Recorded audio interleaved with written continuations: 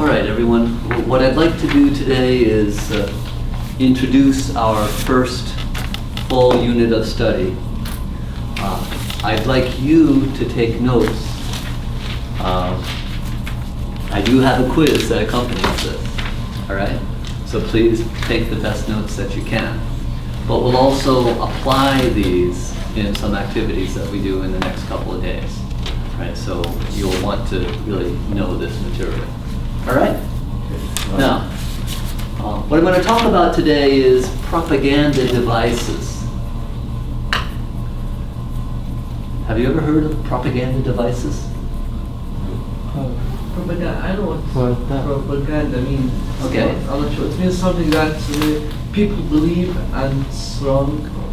Not quite people believe and it's wrong, but, well, what I'm going to do is I'm going to describe to you today, first of all, what propaganda is, and then I'll show you 9 propaganda devices, okay?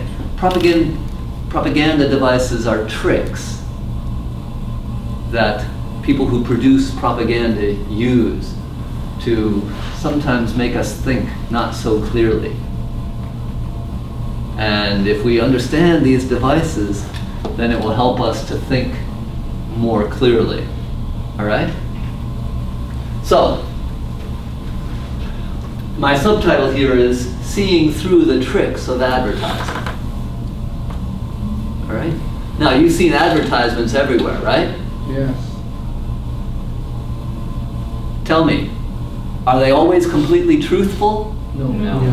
Right. Now, in fact, in the United States, there are laws that say that they do have to be truthful. They can't lie. Or if they do, they can be brought to court, they can be sued. But even though they're not lying, they might not be completely honest. And I'll show you what's happening here. Now, my purposes for this presentation are, number one, to help you think critically. Everyone, have you ever heard of critical thinking? Yeah. Yes. What is it?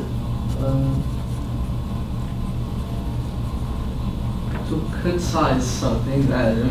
Okay, is it necessarily criticizing? No, that's all. No. But to analyze us. Yeah, it's thinking deeply, it's looking at all the parts, it's asking questions about what you're hearing. Thinking logically.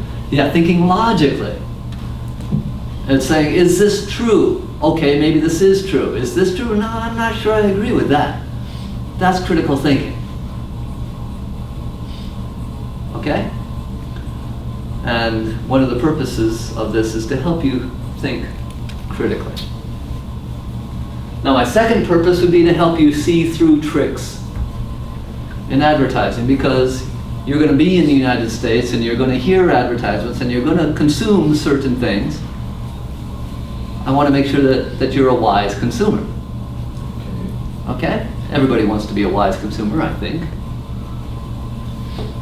My third point, though, is that I want you also to be able to enjoy advertising. And when you can see the different parts, when you can see more deeply into advertising and what the advertisers are trying to do, it helps you enjoy it. Because advertising is everywhere. It's all over the place. And if you can enjoy it, that's an advantage to you, right? Yes. Okay. Now, what I'm going to do in this presentation is first I'm going to introduce what propaganda is. Because when I asked that question, not everybody had it exactly.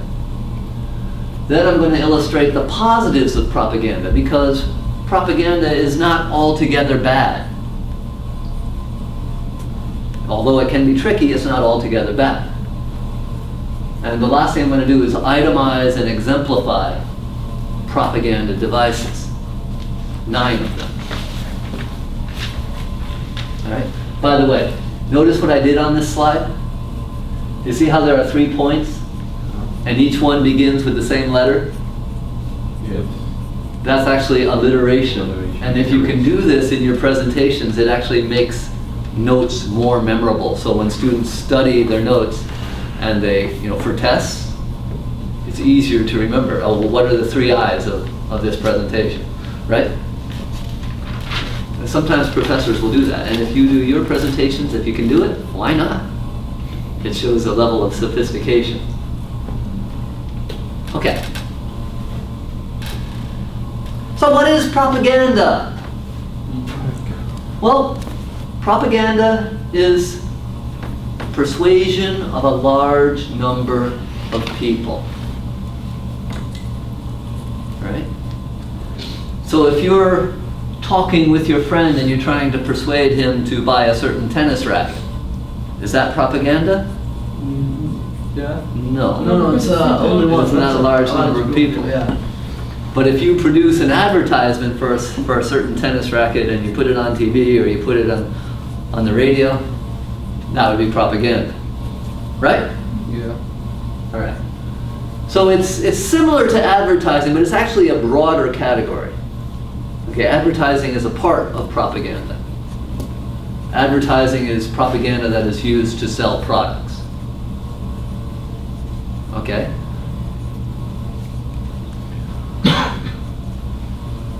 However, propaganda tends to have a negative connotation.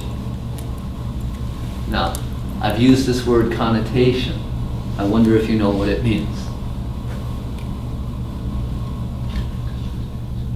No? Connotation? All right, yeah. I think it's like the words so and to. They have the same meaning but different connotation. Like to in a negative way and. Oh, right, yeah. Yeah, so what you're saying is that you can have 2 words that have the same meaning, but one has a positive feeling and one has a negative feeling. Yeah. So those connotations are the feelings that are associated with words. Exactly. Okay? So when I say advertising, some of you might say, oh yeah, this is interesting. I like watching the commercials on TV. They're funny. Or you might say, or a business person says, yeah, advertising is really necessary to solve our to sell our product. Right? But propaganda tends to have a negative attitude. It tends to be more political. Yeah, because the people use propaganda in order to sometimes to manipulate Bingo. other people. Bingo. Okay, propaganda is often used by governments or people in power to try to manipulate other people. And that's exactly the point. So propaganda tends to have a negative connotation. All right? So everybody, you're familiar with connotation. It's the feelings associated with words. I'll just give you one more example. If I say we're going to have a test tomorrow, how do you feel? You feel worried, right? But if I say, oh, we're going to have a quiz tomorrow, how do you feel? Yeah. Comfortable. You feel more comfortable, right? It could be the same thing, right? Yeah. But quiz, you make, oh, yeah, I don't need to study, it's only a quiz. Test, oh, I better study, right? Yeah. There are feelings associated with these words. Okay. So, although propaganda tends to have a negative connotation, there are actually several very important positives related to propaganda, right? First, propaganda is used to inform the community, all right? For example, if the ELI is going to have a party or some social function, how are you going to hear about it? Emails. Okay, there might be emails, which is a sort of direct propaganda. Some kind of advertisement. Right. Some sort of advertisement. You might see it on the TVs in the lounges, or the Orientation Express, right? If you read that, anybody read the Orientation Express? Sometimes. It comes to you just about every week, right? Yeah. All right. So that's using the media to inform the community, right? And if we didn't have that, kind of propaganda, it would be, well, difficult to communicate. Yeah, it would be difficult to communicate. We wouldn't know what's going on, right? Yeah. All right. So that informative function of propaganda is very, very positive. Propaganda can also be used to educate society.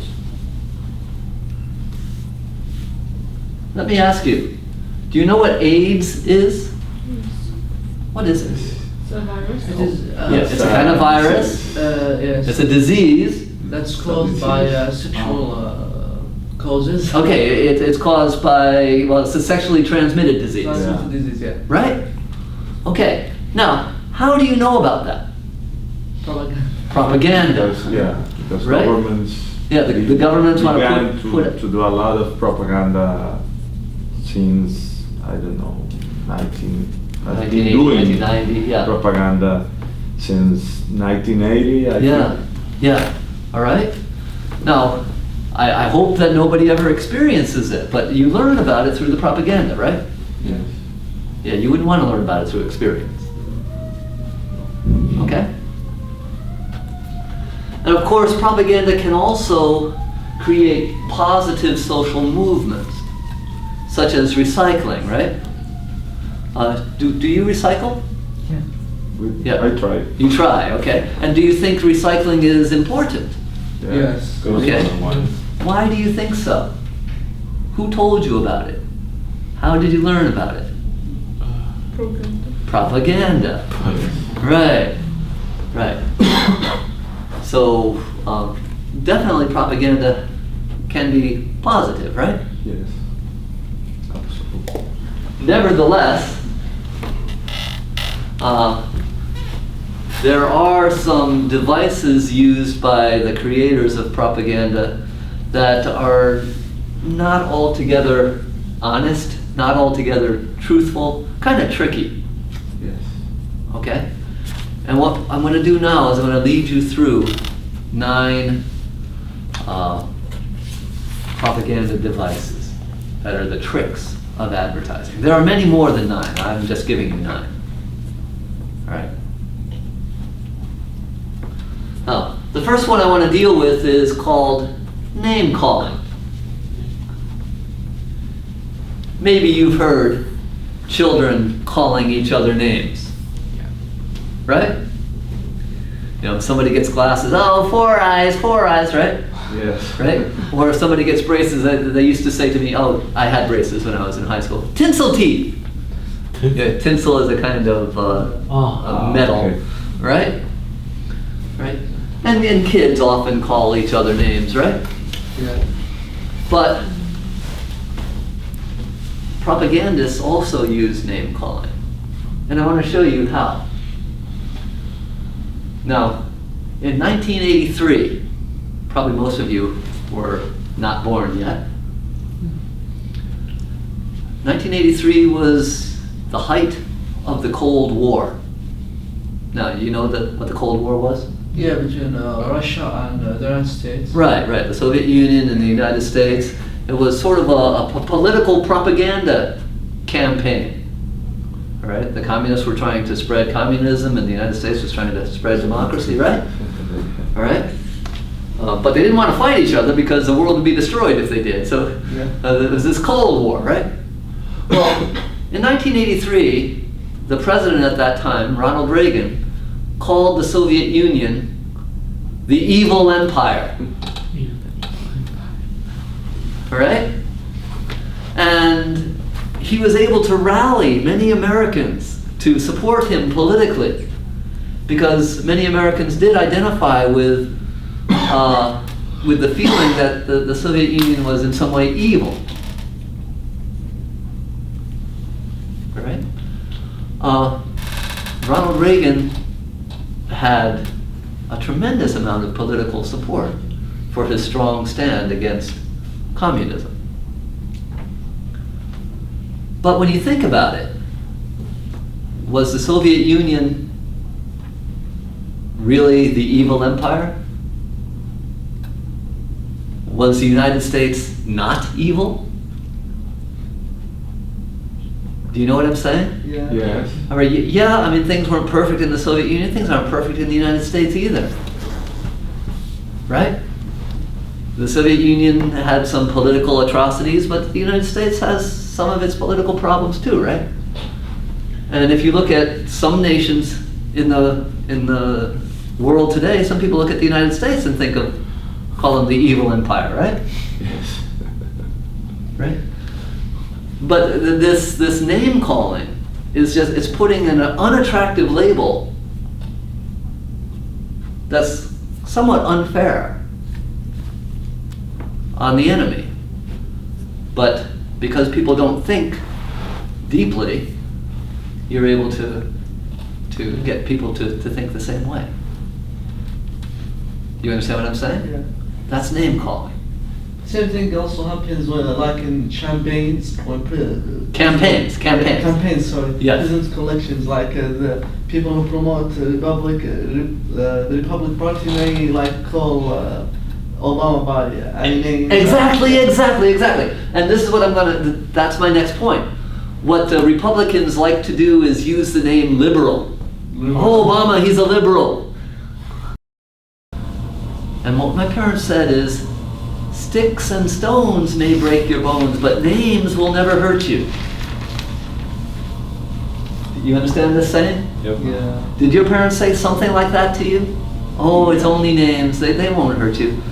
Yes. Yeah, you gotta be strong to it. Now, sticks and stones, they might break your bones, they might hurt you, but names, no, you can't pay attention to names. Right? Did your parents teach you things like that? Yes. Yeah. Similar things. Yeah. Now the ironic thing is that even though parents teach their children this, their children grow up and they become propagandists and they call people names. Some people never grow up. Yes. Right? That's the irony here. That's the point of the sticks and stones story. All right? Right. All right, so that's name calling. Now,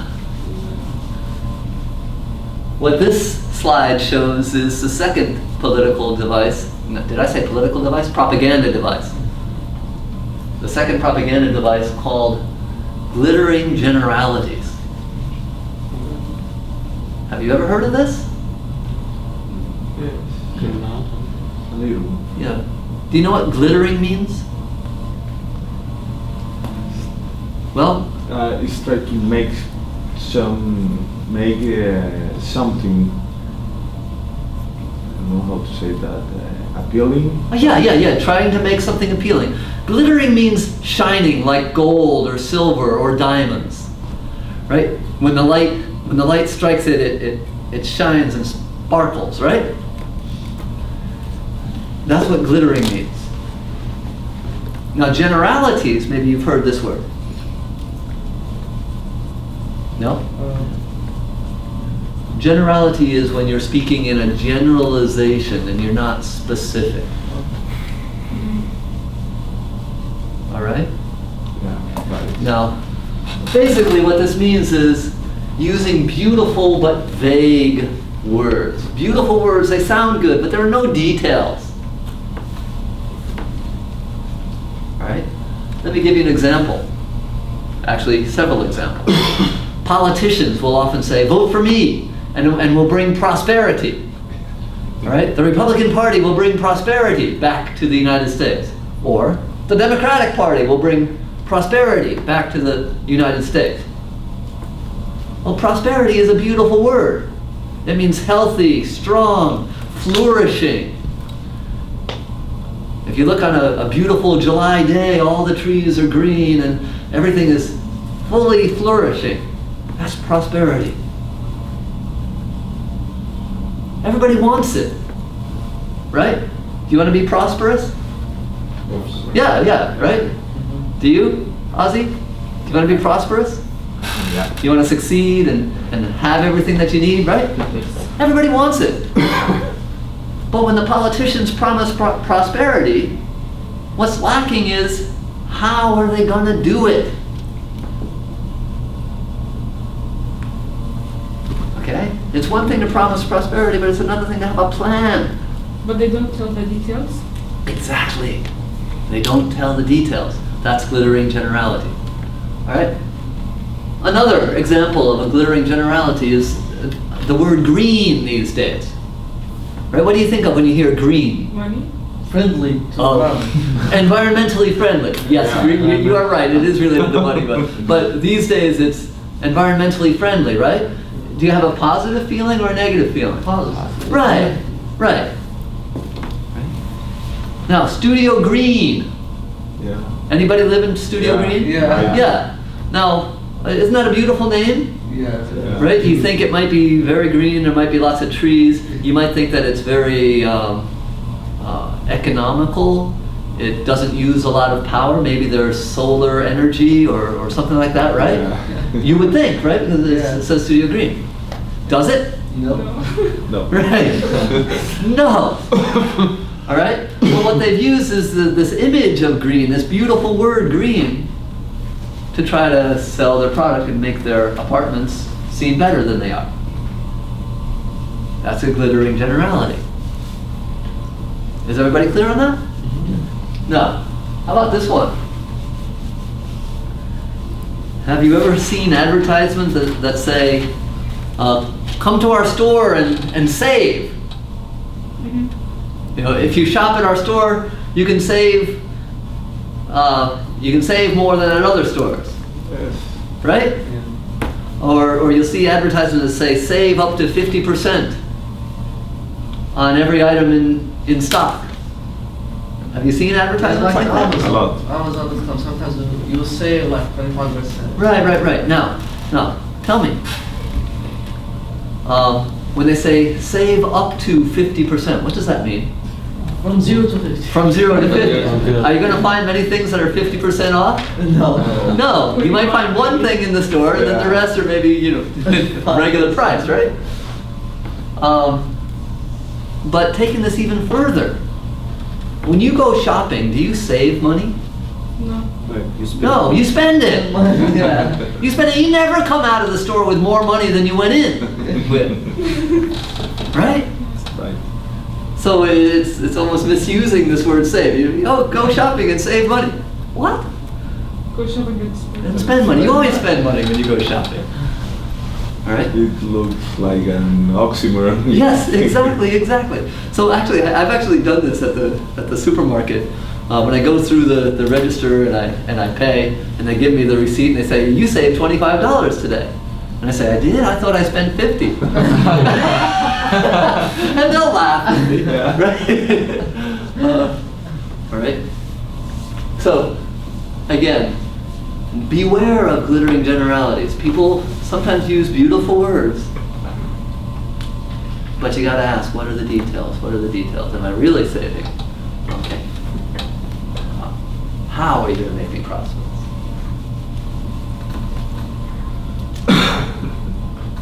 Now, the third approach, how about the third propaganda device? That's what I'm looking for. The third propaganda device is called the bandwagon. Have you ever heard of this? Yeah. Yes. Yeah. Everybody does this.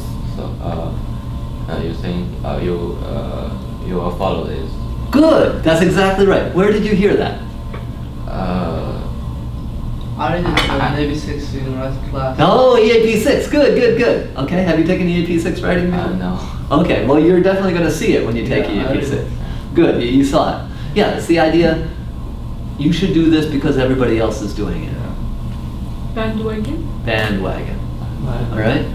And what it comes from is the old days in the United States before TV and radio, when politicians would ride through the city and they would have a wagon, and Yeah. maybe pulled by a horse, and on the wagon there would be a band playing music to draw people's attention. And then people would come up and the politician would speak to the crowds that had gathered, right?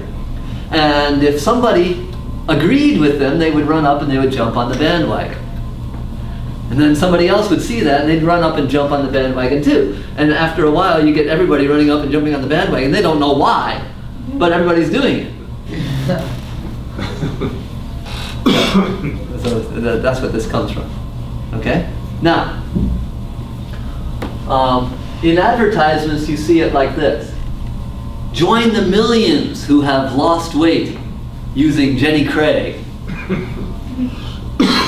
Or, join the millions who have saved money using Vonage instead of Verizon for their telephone service. You see what I'm saying? Yeah, whenever you say join the millions, who? Or even McDonald's. McDonald's used to have, or probably still does, I haven't gone there for a long time. On their golden arches, there's usually something that says 256 billion people served, something like that. Yeah. Have you seen that? Well, when they put that up, it makes you think, well, if they've served that many people, that can't be too bad, right? Okay. Now, it's this kind of mentality that causes many fads and crazes. Have you heard these words? If something is a fad, it means it's very, very popular for a short period of time. Everybody does it. But then, after a few years, nobody does it anymore. That's a fad. It's a craze. That happens every 5 years in the stock market. Oh yeah. That's right. Maybe it does in the stock market. Oh yeah, it's a bull market. You gotta buy. You gotta buy. And then the next 5 years later, oh, you gotta sell. You gotta sell. Right. Right. But have you ever seen hula hoops? Oh, yeah. Yeah. Right. Right. When I was a kid, this goes back a couple years. When I was a kid, hula hoops were the biggest fashion. Everybody was doing it. Right? We bought some, right? I couldn't do it. Okay. But people are going like this, and they've got 5 or 6 hoops going around, and they were really good at it. It lasted about 2 years. Right? You can still find hula hoops in the store, but do you see people on campus doing hula hooping? No, right? No. Right. But Not anymore. a few years ago, and I'm not going to tell you how many, you could, right? But these days, what's everybody doing? Texting, Right. playing. Texting, iPhones, right? Yeah. Right? What? How many of you have iPhones? Okay, why do you have iPhones? Everyone has an iPhone. Because everyone has one. Yeah. Okay? Can you live without iPhones? No. Well, maybe you think you can't. I can. I don't have one, and it's fine. I'm fine without it. But why do you think you can't live without it? Because everyone's doing it. Okay? Right, Dari? Right. Okay. All right. Let's continue. The fourth one is testimonial. Now, this word testimony, have you heard it before? Yeah, like Yeah, in quotes. It's in the courtroom, right, when the witness comes up to the stand and they swear him in. Do you swear to tell the truth, the whole truth, but nothing but the truth, so help you God? He's like, yes, I do. And they come up and then they're asked questions and they tell what they saw and what they heard, right? Isn't it related to? I don't want that anyone of us take this wrong, but it's not related to the religion too. No. And Oh, yeah, yes. Yeah. Actually, you're right. Yes, I see what you're saying. Yeah, when somebody gives testimony, they say, God did this in my life. yeah, Yes. that's it. All right? Yeah. Good. Good. Now, And for the record, I believe in God. yeah, okay, good. Now, so basically what testimonials do is they take one person who used the product and had favorable results, and they put what that person says in quotes in the advertisement. All right? You see these sometimes. I lost 40 pounds on Jenny Craig. Right? Or sometimes you see the before and the after picture, Yeah, right? yeah. Right? All right. And there's nothing really wrong with that. It's not dishonest, right? If that person really did it, it happened. But what happens is, in these testimonials, you see the small print. And it's really very small. It's usually almost the same color as the background, so you can hardly even see it. It says, results may vary. What does that mean? Results may vary. It means Very if you different. try it, you might have different results. Yeah. Oh, okay. So this person lost 40 pounds, but who knows, you might gain weight. All right, results may vary. Small print, or not typical results. Then why they show? Right, right. Well, they have to do it. They have to be honest. They can't, you know, if they are misleading and they are too misleading, if somebody sues them, they might have to pay money, right? So that they have to put this little disclaimer, not typical results. But they do it in small print. Okay. Have you ever seen an advertisement like this? Yeah. My teeth have never been whiter. And then they show this picture of beautiful white teeth, right? Right, toothpaste or. The problem is, results actually do vary. And just because it worked for a person doesn't mean it's going to work well for you. So you want to be able to think critically about it.